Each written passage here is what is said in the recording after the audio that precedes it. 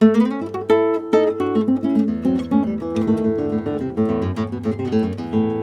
these be the ultimate fake nails for guitar players? I don't know because I haven't opened this box yet, but let's find out. This is a Tiptonic Finger Picks review tutorial. Tiptonic did send me this for free to try out, which is very nice of them, but other than that, I'm not sponsored or paid for doing this. I genuinely am looking for a solution for my nail troubles, so I'm gonna give these a shot. I'll walk through the process of getting started with them. I'll play a bunch of examples for you, and I will tell you my honest and unbiased opinion. If you've tried playing with your nails, you know it can sound great, but it comes with challenges. My thumbnail chipped off recently, so right now it's almost impossible to use, and it sounds terrible. I play with my fingers for classical guitar, for jazz guitar, and for songwriting. I've spent years on end playing with my nails. I've spent years on end playing with just the flesh of my fingertips, and I've spent years on end playing with these things, which are called Alaska picks. If you're curious, there are links in the description for my videos on no nail playing and on Alaska picks.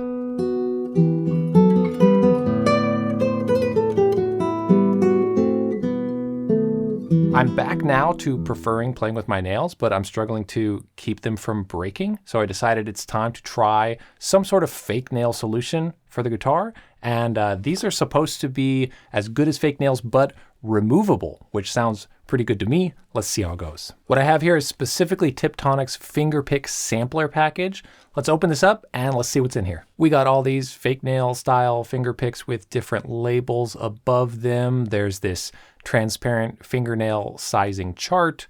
There's this container with a roll of some kind of tape in it. I'm guessing this is maybe an adhesive for the picks. And then we have some Tiptonic literature here, a 21-page manual. And here's everything that came in the package. And these are not just random finger picks that they sent me. Out of 200 different shapes and sizes that they have, these are custom to exactly my nail type and my nail size for each of my fingers. I had to measure and analyze the shape and curvature of each of my nails to determine which picks will fit perfectly for me. That might seem like a hassle, and going through all these instructions might seem like a hassle, but so far, I think this is a really good sign that they take their product very seriously and that it's gonna deliver. I'm gonna pause to read this and then we'll take the next steps. All right, I'm back. I'm gonna walk you through what I learned for how to get started using these Tiptonic finger picks step by step, just so you know what it takes. Then I will put them on and we'll test them out with several pieces of music. Reading the manual was not too bad. It actually got me very excited about using these. Let's go through the steps. The first step is to use the sizing chart to find your exact fingernail shape and width for each finger. There are 10 different nail shapes and 18 different nail widths. To find those exact sizes from the picks that were sent, test out each pick to make sure it hooks onto the sides of your nail. It won't stay on without the adhesive, but you'll feel it hook in when it's right. It hooks onto specifically the sides of the nail. Even after measuring, I had to test several different sizes before finding the right fit for each of my fingers. Next, to ensure a good fit, you have to file down the cuticle side of each of the picks to make sure that the pick is only on the nail and it's not overlapping with any of the skin. The adhesive is non-toxic medical grade adhesive and it's reusable. It comes in this roll with these little dots of adhesive on it. And there are two ways to apply the adhesive. One is with these adhesive dots that I have here. The other way is with a device that they invented called the adhesive activator, which I don't have, so I'm just gonna use these. To put the finger picks on, keep the liner on and push the adhesive against either your nail or the inside of the pick. I opted to put it on my nail first. Then put the finger pick on, and the trick is to make sure it hooks into the sides of the nail first, and then you push down on it for a few seconds, and it should be secure and good to go. Pro tip, do not drop the adhesive onto your desk like I did because it's really annoying to get off. And also, do not accidentally put one of the picks on the wrong finger, which I also did. Luckily, they do come off easily. It actually only took a couple minutes for me to figure that all out and get them on my fingers, which was great. Thankfully, you shouldn't have to file or shape the playing side of the fake nails. All right, it's time to test them out and see how they sound.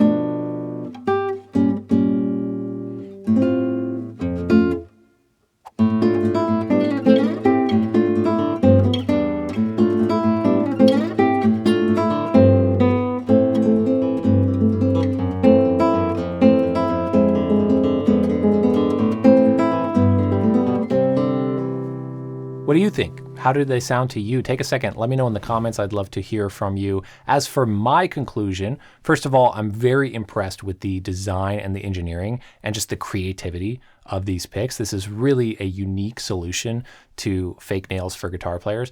If you use actual fake nails with nail glue, it's not healthy for your nails, which will make you depend on fake nails even more, and it'll become even harder to someday play with your natural nails because your natural nails will be very unhealthy.